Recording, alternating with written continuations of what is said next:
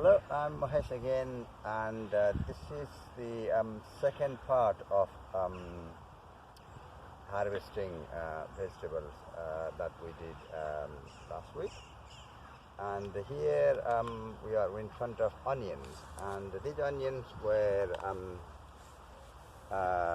grown from seeds, not from seeds. I think growing onion from seeds is a difficult job, and so the seeds are already sort of pre-developed one, and so we planted them in the autumn last year. And it's a very easy way to grow onions, and it follows the crop rotation pattern very well as well. The only problem with onion is that when the weather is too changes too rapidly, too hot, too cold, and they get stressed, and as a result they start running into seed. As you can see, this is running into seed. So what happens here is that if you leave it do nothing, then it will produce massive flower and then produce seeds and all that. So the whatever is here, the nice onion, wouldn't be edible. It will be all woody, left like that. So the one way to avoid that is to sort of chop the top there, like you can see here. So although that will stop this onion growing any further, whatever is grown is safe here, and then you can eat that one. And there will be a tiny bit of core in the middle. You can remove that. But as I said, I repeat, if we hadn't done this one and we leave like this, towards the end of this line, there will be nothing else here. It will be all woody here. So that's about how to look after onions here. And now these are ready. So the best thing would be to do like this, so that they stop growing, and so then leave it here for a while. And then what we need to do, we need to lift them. I'll just take an example. We just need to lift them like this. And then there is quite a lot of moist in here, you see. And then if you notice, whenever you buy onion, even from the supermarkets, and then if you leave some for some time in your ladder or what we call, then you can see that it started rotting because there's a bit of moist here. So drying out onion in this country is not that easy. So the best thing is you can either do the bunch like this and hang in a sort of dry place, or leave upside down outside in a rack, you see, for some time, so that it's completely dry. Once it is completely dry, you can just put them in a tray and then keep in a very cool and dry place in your garage or something, not warm place. So that way I have been able to use the onion, this store, until about December time, and then after that, again you will have to check every week, because some of them will start rotting, because if they are not dried properly, they will start rotting. That's about the onion. And here we are talking about garlic.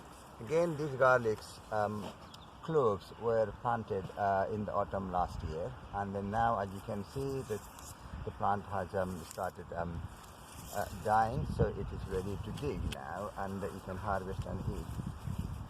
And the taste of fresh garlic, if you like garlic, is fantastic. It's terrible. So now you can start using this garlic in your cooking straight away. There's no problem. It's ready there. But if you were to keep it for your future use, then again, just like onion, you need to lift them, you need to make a bunch and hang them inside in a polytunnel or in a dry place, or leave outside for a while to dry. Recently, what we have discovered is that in terms of storing, even when we dried them very thoroughly and kept them inside, but after about January, February time, they start sprouting. You see, they think it is the time for them to grow again. You see, so it's very difficult to keep them going until a bit later. You see, so then somebody told me, and a couple of years ago, and which I've been trying and works very well, is that what you do is that when it is completely dry, you just take this. This is the whole garlic, and there's inside the garlic, there's little one. They are called garlic cloves. You see, so if you remove them once they are dried completely with the skin like that, and then put in a little bag, plastic bag in the freezer, That's fantastic. I'm still eating garlic from last year. So whenever you need to use garlic, you just take them out and then just rinse them, and they will defrost very quickly. And you can. There's no difference in taste or flavor or anything. It retains that. You see. So as long as you have got a freezer, then that's the best way to store garlic.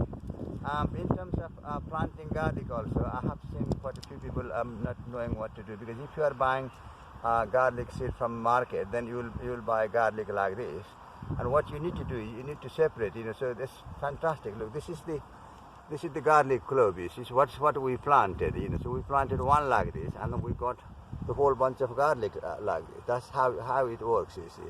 And what I have also noticed on our allotment here is that sometimes people fail to harvest garlic, and then next year this will come like a sort of big bunch of, like a bunching onion, you see, and then people leave that. There's no way you can get garlic out of that, because they are too close, there are too many, so that's why it wouldn't work. And I think that's the best way to plant garlic is individual, and then to store the garlic is to take them like this and then put them in the freezer.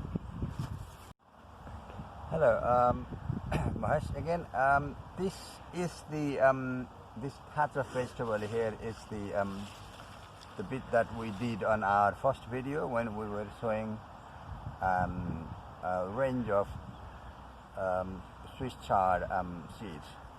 And if you remember, and if you can go back to the video and see, when I was showing seed, if you have a close-up there, I never planted so many seeds like that. I can tell you, I planted probably about one seed every 2 inches like that. But you can see, we have got so many plants here. That's the reason for this is that the chards and perpetual spinach seed, it looks like a sort of one small seed, but when it opens, it has got hundreds of seeds inside. It is like a cluster of seeds, you see.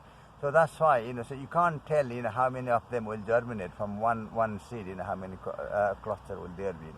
So that's why it is like that. But this is not a problem. What I'm going to talk about is how to thin them. You see, because in the final position between here and there, I don't need more than 7 or 8 plants, but there are about 700 plants here. You see, so we need to start thinning them so that the rest will have opportunity to grow, and then we can keep harvesting this vegetable until spring next year when they run into flower. They are biennial there, you see. So the way to start thinning is that firstly the weeding, taking all the weeds in between, and then the second thing is that if you focus on that, for example, like some of them are, the idea is to keep the healthy one. For example, like this one here. I'm going to pull this one here because this one is already running into seed. As I said in my previous videos, because once they start running into seed, that's the end of their plant. So what you are trying to do is, you are not only trying to thin them, but while you are trying to thin, you are trying to see which one is to keep. It's like a sort of more or less subjective decisions. What I'm going to do is I'm going to keep one which is very healthy. There we go, like this. And then in the first instance, I will leave probably about 5-7 inch between the plants, but then I can come back next time. And in terms of pulling, because you may find it quite difficult to decide which one to pull, because for example, I'm going to keep this one here, I'm separating this, and then I'm going to pull the rest, you see, so this one is not affected. So there's 2 here, and I'll pull this one, and again I'm just going to grab 2 together. I'm just holding the one that I want to keep, and then I'm going to pull out like that, and I'm also putting all the weeds, and then I'm going to take this another plot there, and then if you come back in 2 weeks time, then you will see how big this will grow, and then eventually when they are in the sort of right position and the right spacing, what you do is start only picking the leaves there, so that it keeps growing. So that's how we do this thinning, because otherwise, what will happen if you don't thin, and they all will stress, they all will be fighting for food, and they will run into seed. So the same here, they all are too close. So I'm going to They're quite ruthless here, and then they pull the weeds as well in the meantime, and then you can see how it is running into seed. Look, and when you see the central core running into things, that's the sign of this running into seed. So this plant is stressed, and the seed was not very good.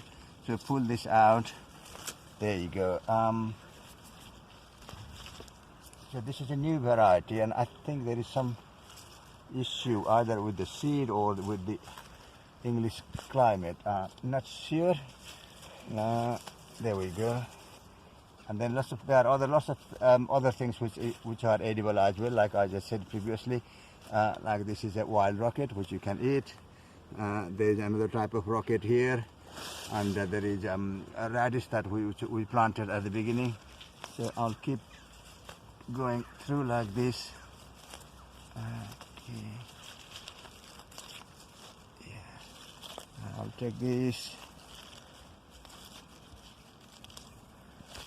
and I'll pull the weeds. That's how we do the things. So here we go. There's quite a bit here. Okay.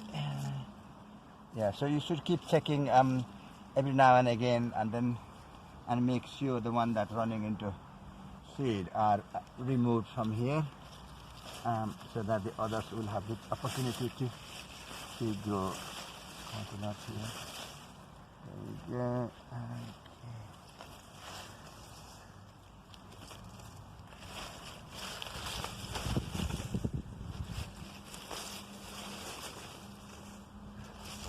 Yeah, I'll finish this and then I'll stop, so you get some idea when you watch this video